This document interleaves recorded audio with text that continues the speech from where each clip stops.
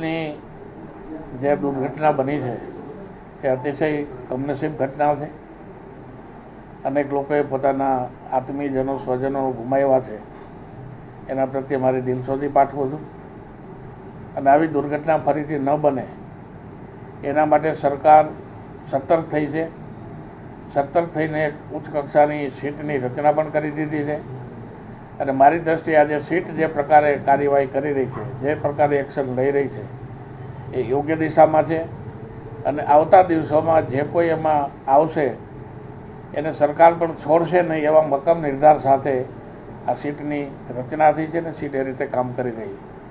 આવતા દિવસોમાં આના કારણે માત્ર રાજકોટના એક બનાવના કારણે સમગ્ર રાજ્યની અંદર આવી જે પ્રકારની જ્યાં અસુવિધાઓ કે ઉપલબ્ધિઓ નહોતી એની પણ તપાસ થઈ રહી છે અને જ્યાં પણ આવશ્યકતા વગરની મંજૂરી આપ્યા વગરના આવા કોઈ પણ કામ ચાલતા હોય એને સીલ પણ કરી દેવામાં આવ્યા છે અને અનેક જગ્યાએ ફાયર એનઓસી અને બાકીના સાધનોની જે વ્યવસ્થા નથી એમને પણ નોટિસો આપીને કાર્યવાહી શરૂ થઈ ગઈ છે અને મને લાગે છે કે સરકાર સક્રિયતાથી અને યોગ્ય દિશામાં આગળ વધી રહી છે.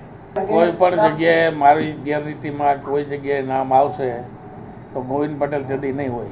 સાંજ સમાચાર ફેસબુક પેજને લાઇક કરો, વિડીયો શેર કરો અને વધુ વિગતવાર સમાચાર માટે sanssamachar.net વિઝિટ કરો.